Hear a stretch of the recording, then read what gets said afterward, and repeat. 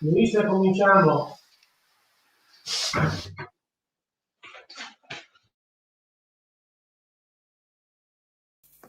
Vuoi assaggiare una birra dove al suo interno scopri la specialità tipica friulana? Lumi Beer, il prodotto ricavato in 20 ettari di terreno coltivato orzodistico, biodiversità, performance ambientale. Lumi Beer nelle sue 5 versioni disponibili, 4 per consumo veloce e dissetante e la versione Magnum per intenditori. Lumi Beer si abbina a qualsiasi palato. Lumi Beer è un prodotto esclusivo Azienda Agricola Pancera, il buon seme, i buoni frutti. Claudine, locale per palati fini e buongustai, dove si mangia, si beve e si respira birda, colio e quei.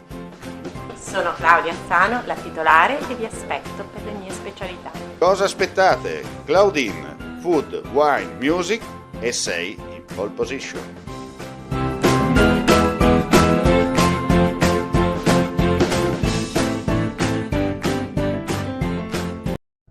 Cercare casa online è facile, ma comprare casa è un'altra cosa. Al tuo fianco hai gli agenti immobiliari. Con la loro professionalità e competenza, comprare e vendere casa è semplice e sicuro. Ogni agente sa come dare il giusto valore al tuo sogno. Con noi il tuo domani inizia oggi. Agenti immobiliari, semplicemente di casa. FIAIP, Collegio Regionale del Friuli Venezia Giulia.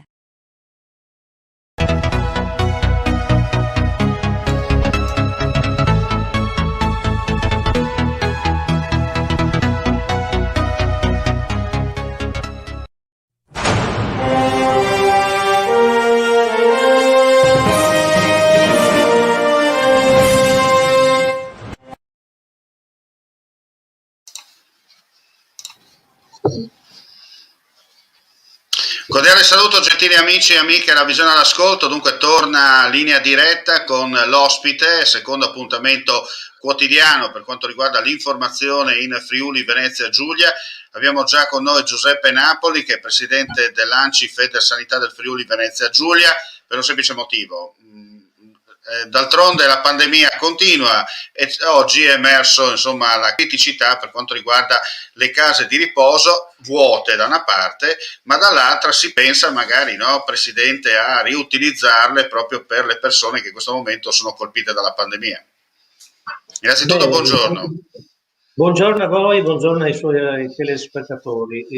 Diciamo che le case di riposo hanno subito nel 2020 dei tagli e delle riduzioni anche di accoglienza consistenti. Abbiamo previsto come ipotesi una media del 30% complessivo, ma come succede sempre c'è chi ne ha persi il 50% e chi ne ha persi il 20%. Il dato ovviamente è legato alla necessità di mettere in sicurezza le persone che stavano dentro, il personale che ci lavorava.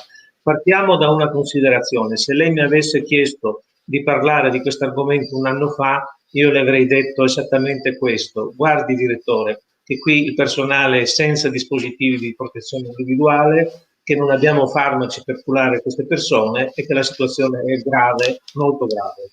Dopo un anno, grazie a Dio e grazie anche alla scienza, possiamo dire è arrivato il vaccino, sono stati vaccinati praticamente la stragrande maggioranza, per non dire tutti, gli ospiti delle case di riposo e vi è stato un crollo della mortalità e dei contagi ovviamente nelle strutture. Sono stati messi in sicurezza i lavoratori della casa di riposo, gli infermieri, gli assistenti, il personale ausiliario, cioè sono stati messi in sicurezza tutti e quindi la situazione oggi dal punto di vista della sicurezza è sicuramente buona e questo va dato atto soprattutto perché il sistema complessivamente ha tenuto. Cosa evidentemente non ha tenuto e ovviamente non ha funzionato? Il fatto che nel frattempo le case di riposo per sopravvivere hanno dovuto blindarsi, chiudersi, impedire nuovi accessi, non accogliere più nessuna persona che chiedeva di entrarvi e quindi c'è stato un crollo dell'ospitalità. Un crollo dell'ospitalità significa un crollo delle entrate, un crollo delle entrate significa che le strutture praticamente sono sostanzialmente in situazioni deficitarie. I bilanci del 2021 partono tutti abbastanza pesantemente, qualcuno ha già aumentato le rette e qualcuno probabilmente sarà costretto a farlo, salvo che non intervenga evidentemente la Regione. Senta, Presidente, lei ha spiegato in sintesi la situazione in maniera chiara e trasparente, no? Proprio per dare un messaggio senza tanti giri di parole. Eh, Nel suo intervento oggi ha sottolineato il fatto appunto di poter recuperare, no? Riconvertire in un certo senso queste strutture, un po' come è successo in certi pronti soccorsi, magari anche di ospedali che non sono più funzionanti al 100%. Faccio un esempio, non so, Cormons ad esempio, l'ospedale civile non è più l'ospedale civile di una volta, però l'area dedicata magari al pronto soccorso è stata, o della RSA per la precisione, è stata riconvertita per un breve periodo appunto per i malati Covid. Chiaramente le richieste purtroppo sono sempre più in aumento, abbiamo visto anche che la regione è stata costretta in un certo senso anche a bloccare, no? Salvo che non siano interventi urgenti, le visite all'ospedale, proprio perché c'è un'emergenza ulteriore in corso e i reparti hanno bisogno di trovare sistemazione. Come ha detto lei, giustamente queste strutture al momento, che sono in una fase un po' embrionale, usiamo questo termine, potrebbero essere riconvertite proprio per aiutare a trovare ulteriori passaggi per quanto riguarda le persone che sono state colpite dal Covid.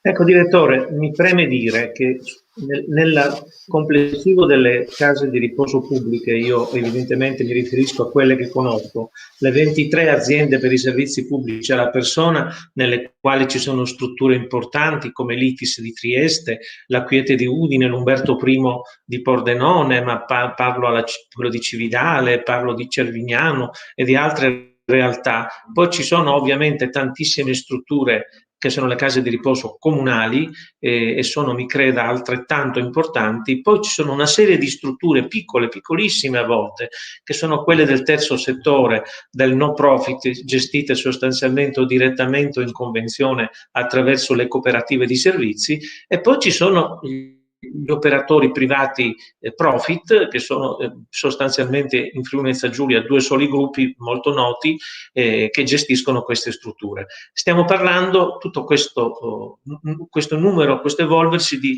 oltre 10.000 posti che a regime potevano e dovevano essere evidentemente occupati. Non è così per i motivi che ho spiegato, e non è così perché adesso subentra anche quella che sono le cautele legittime che le strutture hanno nell'accogliere le persone. Le persone, per essere accolte, necessitano di alcuni prerequisiti. Primo, essere vaccinati. Se tu vuoi entrare in una struttura, in una casa di riposo, devi essere vaccinato, perché se non sei vaccinato puoi diventare un problema per tutti gli altri che all'interno della struttura sono vaccinati. E quindi c'è questa necessità, quindi c'è la necessità oltretutto di fare presto a completare le vaccinazioni, ed è un tema che non riguarda solo le case di riposo, riguarda l'intero paese e l'intera regione. E concludo, c'è poi la necessità, e lei l'ha detto e io lo ripeto, di mettere a disposizione, se serve, alcune parti, non tutte le strutture, perché non tutte hanno queste caratteristiche, ma quelle più grosse lo possono già fare, alcune sono già organizzate, a disposizione, per esempio, anche per fare in alcune realtà centri di vaccinazione, per esempio per le persone anziane che volessero farlo in una località vicino a casa, se non è possibile, ma anche, io dico, soprattutto per essere utilizzati non tanto come centri Covid, perché c'è il rischio che magari poi si possono creare delle commistioni, ma strutture che possono servire al territorio. C'è da ripensare questo patrimonio straordinario di accoglienza e, se mi consente, anche di professionalità. Per tanti decenni, non anni, non solo nella nostra regione, direttore, ma un po' nel sistema Italia, si è pensato alle case di riposo come posti dove si va sostanzialmente a finire il percorso della propria vita. Se si riuscisse a invertire questa tendenza, a pensare che nelle case di riposo certamente si va anche a concludere, ma si va anche a vivere, ci saranno a volte periodi anche di qualche decennio che uno vive. Ecco, cerchiamo di far vivere bene le persone che vanno lì dentro. D'accordo, perfettamente d'accordo con quello che lei ha parlato in questo momento. Senta, con la Regione, in qualità di Federanzi Sanità, avete già aperto un dialogo, il famoso tavolo, per mettere nero su bianco questa opportunità? Guardi direttore, le rispondo con una battuta. Una volta quando incontravamo i sindacati chiedevano sempre un tavolo. Ecco, un tavolo sostanzialmente non si nega a nessuno. Il tema non è solo quello di avere un tavolo, il tema è anche, a questo punto, è anche quello di fare presto, non solo. Noi il tavolo con la Regione praticamente lo abbiamo, e questo bisogna riconoscerlo pubblicamente all'amministrazione regionale da sempre siamo in filo diretto con la Regione. Cosa secondo noi poteva funzionare in maniera più rapida? E sostanzialmente la erogazione dei finanziamenti alle strutture. Ecco, questo, se vogliamo, è l'unico appunto serio che noi poniamo alla Regione. La Regione ha fatto una scelta di campo, il Consiglio regionale, la Giunta regionale, l'assessorato di riferimento, hanno deciso di mettere diversi milioni a bilancio per ristorare le case di riposo e le strutture che hanno avuto queste perdite, minori entrate. Bene, queste risorse ci sono a bilancio, il problema è semplicemente che la Regione deve con molta velocità decidere quando erogarli e stabilire evidentemente i criteri per erogarli. Nel frattempo, sia le case di riposo comunali sia le ASP hanno già fornito alla Regione tutte le indicazioni e tutte le informazioni che la Regione ha chiesto. Si tratta solo, come dire, di accelerare il processo amministrativo regionale e andare alla liquidazione di queste risorse. È quello di cui c'è un gran bisogno per impedire che le strutture che sono veri e propri enti pubblici non siano costretti a ricorrere, se non l'hanno già fatto, all'aumento delle rette, che poi gravano solo sulle famiglie degli ospiti. Certo. Senta, approfittiamo della sua presenza per aprire una parentesi nel discorso, perché anche se indirettamente si lega, visto che lei è anche una persona di sport e segue in particolare l'attività del calcio per quanto riguarda la zona di Precenico con la squadra del Brian Lignano, c'è questa novità, no, Presidente, per quanto riguarda il fatto che 3 squadre del campionato di eccellenza del Friuli Venezia Giulia disputeranno l'ultima fase di stagione con i colleghi del Veneto. Come la vede, visto che solo 3 su tutte le squadre partecipanti hanno deciso di continuare l'attività agonistica? Assolutamente massimo rispetto per le tre squadre, peraltro soprattutto il San Luigi assolutamente blasonato, perché il Pro Gorizia sono formazioni, Pro Gorizia, insomma, che ha un background molto importante, insomma, formazioni e squadre che hanno militato in categorie superiori e quindi hanno un'organizzazione e credo anche un'esperienza. Se hanno i presidenti e i loro direttivi deciso di scegliere questa soluzione, evidentemente credo che hanno valutato i pro, i contro e anche i rischi. Che cosa mi convince poco di questa vicenda? È la situazione di ibridità, è un ibrido, perché in realtà noi abbiamo proprio le squadre più a oriente, cioè sostanzialmente quelle più distanti dal Veneto, che partecipano perché sentono la necessità di rimettersi in moto senza aspettare il prossimo campionato, con quelli del Veneto che non sono neanche tutti, peraltro, per essere chiari. E invece le squadre, a cominciare dalla mia squadra del cuore, che è il Brian di Precenico, il Brian Lignano, per dire la verità, che è quella più vicina al Veneto, perché noi siamo praticamente attaccati al Veneto, che ha deciso diversamente. Ecco, allora forse su questo probabilmente massima libertà alle singole società sportive, ma credo che il mio amico Hermes Canciani, bravissimo presidente, riconfermato, a cui va tutto il mio sostegno, credo che una riflessione la debba fare. Quello che sta venendo fuori è sicuramente una cosa che può far piacere ai tifosi delle 3 squadre dell'area diciamo giuliana isontina, assolutamente lascia l'amaro in bocca in tutti gli altri. Forse c'è il rischio, mi permetta, c'è il rischio di un possibile ricorso, secondo lei, più avanti? Oppure, diciamo, la situazione è talmente chiara che non ci saranno problemi per quanto riguarda la regolarità di questa fase finale, cioè di questo secondo step per quanto riguarda l'eccellenza in Friuli Venezia Giulia? Direttore, non ho conoscenze dirette, non avendo partecipato, non avendo titolo per partecipare alle assemblee delle società né a Roma e tanto meno. Ma comunque lei lo sa che conosce bene l'ambiente senza nessun problema, per quello le ho fatto questa domanda. Guardi, in caso di eventuali promozioni qualche dubbio mi viene che qualcuno potrebbe essere tentato a farlo, perché comunque potrebbe essere una scorciatoia.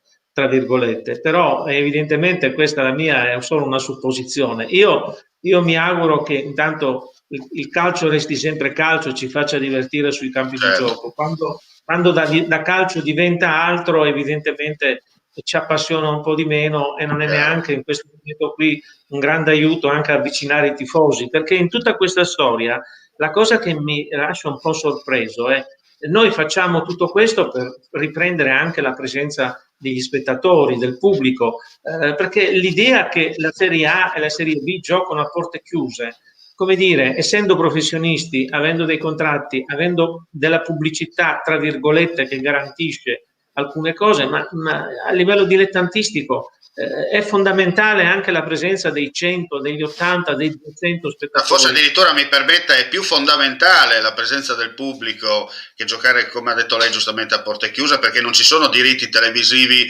o, diciamo così, radio televisivi per quanto riguarda il discorso del calcio dilettanti. Poi non so se nelle ultime ore è successo qualcosa di diverso, però di quello che sappia io, diciamo, c'è la libertà di informazione per quanto riguarda i mezzi di comunicazione all'interno dei vari campi di calcio, per quanto riguarda dall'eccellenza fino alla terza categoria, no? Compreso chiaramente il settore giovanile. Però la domanda che nasce spontanea è che nel caso in cui le nostre 3 squadre nel girone veneto-friulano, usiamo, così è stato definito, mettiamo il caso che arrivano nelle ultime 3 posizioni, cosa succede? Retrocedono in promozione per quanto riguarda la prossima stagione oppure si dovrà ripartire da capo? Le faccio una domanda provocatoria. Sì. Scenderanno nella promozione veneta a questo punto? Io infatti non volevo svelare tutto l'arcano. Perché mi sembra più razionale che finiscono di completare il giro e poi francamente provocazione per provocazione questo non è, come dire, è un mix tra area giuliana e veneto, di friulano non c'è proprio niente, salvo ovviamente Gorizia che è multiculturale storicamente, c'è dentro un po' di tutto. Quindi veramente dicevo, quando all'inizio alla sua domanda ho risposto mi pare un ibrido, lo ribadisco, mi pare un ibrido e come tutti gli ibridi possono avere grandi risultati ma possono anche abortire. Ecco, forse siccome manca in questa cosa, manca un effetto importante, la garanzia che il pubblico possa ritornare a vedere le partite, possa partecipare, possa fare il terzo tempo, possa andare ai chioschi a bere un bicchiere, un taglietto alla fine della partita. Io che come lei frequentiamo i campi di calcio da anni e che sappiamo che il rito del terzo tempo è il rito forse più interessante per noi che andiamo a vedere la partita, cioè questa cosa qui a chi serve? Serve a far giocare, a sgambettare i 30, 15 da una parte, 15 dall'altra con le riserve. Per fare una sintesi, mi sembra l'ennesimo Editto Badoglio, no? Nel senso che o quello che diceva armiamoci partite, oppure mi raccomando adesso abbiamo cambiato baracca, però se qualcuno vi provoca eventualmente potete sparare, no? Senza fare nomi. Cioè, è un po' come ha detto lei, una cosa che non sa né di carne né di pesce, cioè si rischia veramente di creare uno storico che potrebbe incidere parecchio poi nel futuro, no? Guardi direttore, dirò una cosa che può sembrare provocatoria anche questa. Forse, ma ripeto, io non ho titolo, non essendo presidente di nessuna organizzazione, forse valeva la pena di rischiare, come dire, chiedendo uno sforzo a tutte le squadre del Friuli Venezia Giulia di ripartire, magari di ripartire con più cautela, se il tema ovviamente è quello dei tamponi e dei costi. Lo conosciamo bene, è un tema serio. Ecco, forse se era un problema solo di soldi, che non è poco, andava affrontato come problema economico. Ma se il problema economico ha impedito la ripresa del campionato, abbiamo perso tutti. Non ha perso solo chi non gioca e forse rischia di perdere anche chi generosamente si è candidato a giocare in maniera ibrida. Non c'è uno che in questa storia possa dire che ha vinto. Abbiamo perso tutti e soprattutto ha perso il tifoso, la persona normale che la domenica aveva gioia di veder giocare in Friuli Venezia Giulia le nostre squadre, almeno l'eccellenza, che era l'unica che c'era rimasta. Perfettamente d'accordo, Presidente, con lei. Bene, io se vuole aggiungere qualcos'altro, rimanendo in tema sempre legato a queste nuove strutture per quanto riguarda la cronaca odierna, cioè per quanto riguarda le case di riposo del Friuli di Venezia Giulia, le strutture per anziani, al momento tra parentesi vuote, per poterle riconvertire poi, come ha detto lei, in centri per le persone che sono colpite dal Covid. Guardi, io l'auspicio che mi faccio è quello che le strutture che sono nate come centri per le persone anziane possano riprendere nel breve periodo la funzione per cui erano nate. Quello che mi auguro io è che dopo questa batosta che abbiamo avuto tutti anche in queste strutture ci possa essere una ripresa e una riconsiderazione e una centralità vera di queste strutture. Non sono posti dove si va a morire, sono posti dove si decide di vivere o si è costretti a vivere una parte della propria vita. Quindi dovremmo essere poi conseguenti quando i vaccini ci libereranno da questo tormento e torneremo a correre tutti dimenticandoci che questi comunque continuano ad essere le nostre case di riposo. Bene, io ringrazio il presidente dell'ANCI Federsanità del Friuli Venezia Giulia, Giuseppe Napoli. Abbiamo anche parlato, perché comunque il tema ci sta, non siamo andati fuori tema, no? Abbiamo parlato anche di queste nuove situazioni per quanto riguarda il calcio dilettanti in Friuli Venezia Giulia, che va comunque, giustamente Presidente, va anche collegato anche agli altri sport di squadra, perché mentre gli sport individuali in un certo senso si sono un po', tra parentesi, salvati in calcio d'angolo, perché comunque quei pochi riescono comunque a portare a termine la stagione. Dall'altra abbiamo portato anche il discorso relativo a questo caso un po' particolare in Friuli Venezia Giulia, dove 3 squadre del calcio dilettanti per terminare la stagione hanno accettato di continuarla fino al termine, però partecipando in una mista con un girone del Veneto. E poi sarà, ripeto, sarà da capire cosa succederà poi a livello federale, nel caso in cui, speriamo di no, però mettiamo il caso che una retroceda, da capire se il prossimo anno riprenderà in Friuli Venezia Giulia dall'eccellenza o dalla promozione o addirittura dalla promozione veneta. Ma questo al momento non abbiamo la bacchetta magica e non possiamo trovare. La cosa, come giustamente ha detto lei, ci auguriamo che dalla prossima stagione, magari diciamo così a ritmo ridotto, però almeno finalmente di rivedere le persone sui campi di calcio, perché il calcio dilettanti chiaramente, come gli altri sport locali, vivono con la presenza di pubblico. È un momento anche conviviale, come ha detto lei giustamente, dove magari tra un bicchiere di vino e 4 chiacchiere si passa anche una domenica in sana compagnia all'aperto, all'aria aperta, a respirare quel sapore di erba, no? che manca parecchio in questi tempi. Esattamente, direttore, l'augurio che ci facciamo perché possano ritornare a riempirsi i nostri campi di calcio, e non solo per le società sportive di eccellenza. Io so che c'è una straordinaria passione anche nelle categorie cosiddette minori, dalla promozione alla prima, alla seconda, alla terza, gli amatori, il calcio a 5. C'è un mondo dietro queste cose, c'è un mondo. Speriamo che possa riprendere a rimuoversi tutto questo movimento, che significa salute, se mi consente anche economia, perché queste persone si muovono, spendono, girano, e anche voglia di stare assieme, di socialità, perché se c'è una cosa, e concludo, che questa pandemia ci ha lasciato e ci lascerà pesantemente, è una sorta di solitudine nella testa. Le persone dopo un anno costrette o davanti ai PC, pensi ai ragazzini davanti ai PC dalla mattina a mezzogiorno, all'una, quando finiscono le lezioni, ecco, queste cose qui evidentemente dobbiamo cominciare a riprendere a vivere, e lo sport è una delle condizioni migliori per riprendere a vivere. Io ringrazio ancora Giuseppe Napoli, chiaramente rimarremo con lei Presidente per qualsiasi novità, lei sa che basta Grazie. un fischio, e apriamo, come si dice, la finestra informativa anche all'ANCI Federsanità del Friuli Venezia Giulia. Io ringrazio i nostri amici e amiche alla visione e all'ascolto, chiaramente nel corso del pomeriggio sono di nuovo in diretta, ho sbagliato io, scusi, devo calcare, è bello della diretta anche questo. Dicevo, nel corso del pomeriggio vi terremo aggiornati per quanto riguarda i video servizi sui fatti di cronaca accaduti in Friuli Venezia Giulia, proprio i lanci, i flash per quello che accade, mentre il riepilogo, il terzo riepilogo sarà intorno alle 18, 18:15 con linea sera e poi verso le 23 con linea notte. 13 e 56 minuti in questo momento. Per chi ci guarda in diretta un saluto, anche a coloro che guarderanno in leggera differita la trasmissione. Non resta che augurare a tutti voi un buon pomeriggio. Claudine, locale per palati fini e buongustai, dove si mangia, si beve e si respira bird, Collio e quei. Sono Claudia Anzano, la titolare e vi aspetto per le mie specialità. Cosa aspettate? Claudine, food, wine, music e sei in pole position.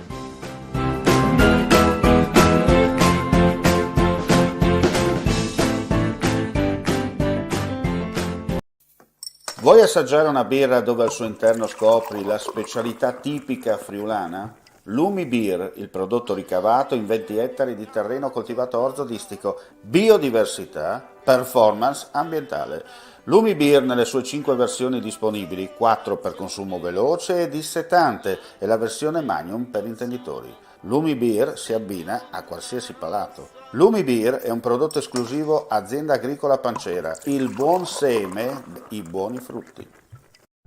Cercare casa online è facile, ma comprare casa è un'altra cosa. Al tuo fianco hai gli agenti immobiliari. Con la loro professionalità e competenza, comprare e vendere casa è semplice e sicuro. Ogni agente sa come dare il giusto valore al tuo sogno. Con noi il tuo domani inizia oggi. Agenti immobiliari, semplicemente di casa. FIAIP, Collegio Regionale del Friuli Venezia Giulia.